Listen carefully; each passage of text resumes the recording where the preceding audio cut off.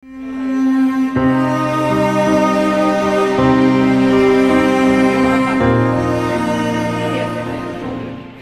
আমাৰ এই জিলাখনৰ লগতে গোটেই ভাৰতবৰ্ষ মিলি আজি আমি সুশাসন দিৱস পালন কৰিলোঁ।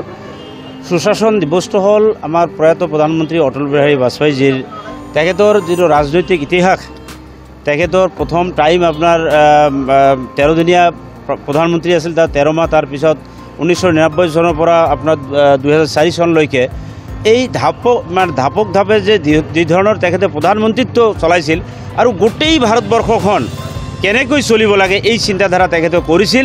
আৰু তেখেতৰ দিনৰ যিখিনি চিন্তাধাৰা আছিল আজি এইখিনি আমাৰ ভাৰতীয় জনতা পাৰ্টি চৰকাৰে কৰিছে। আৰু গোটেই ভাৰতবৰ্ষত যিটো 4 লাইনযুক্ত ৰাস্তা ঘাটৰ পৰা আৰম্ভ কৰি অন্তদয় আঁচনিৰ পৰা আৰম্ভ কৰি যিখিনি আজি ভাৰতবৰ্ষ বা অসমৰ চৰকাৰে যিখিনি চিন্তাধাৰা কৰি আছে, এই তেখেতৰ চিন্তাধাৰাৰ মাধ্যমত তেখেত এজন দাৰ্শনিক টাইপ মানুহ আছিল। অকল দাৰ্শনিক নহয়, শিক্ষাবিদ, প্ৰত্যেকটো ক্ষেত্ৰত তেখেতে উন্নত পৰ্যায়ৰ চিন্তাধাৰা কৰিছিল। আগতীয়াকৈ চিন্তা কৰাৰ কাৰণে তেখেতৰ জন্মদিন 1924 চনৰ 25 ডিচেম্বৰত জন্ম হৈছিল। এই জন্মদিন উপলক্ষে আজি ভাৰতীয় জনতা পাৰ্টীয়ে এই সুশাসন দিৱসটো পালন কৰিছে।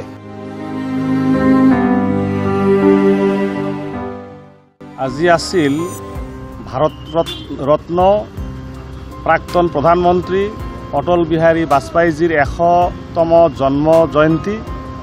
এই উপলক্ষে আজি আমাৰ প্ৰথমতে আমাৰ পুষ্পমাল্য অৰ্পণ হয়, দ্বিতীয়ত আমাৰ আলোচনাও এটা স্মৃতিচাৰণ হয়, ইয়াৰ পিছত আজি আমি পদযাত্ৰা কৰিলোঁ।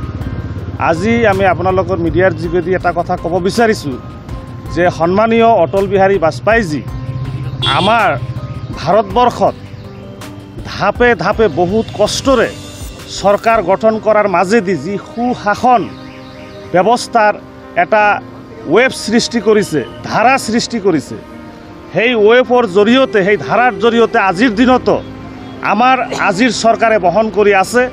আৰু সেই হেতুকে তেখেতৰ জন্মদিৱসক আমি সুশাসন দিৱস হিচাপে আমি উদযাপন কৰোঁ।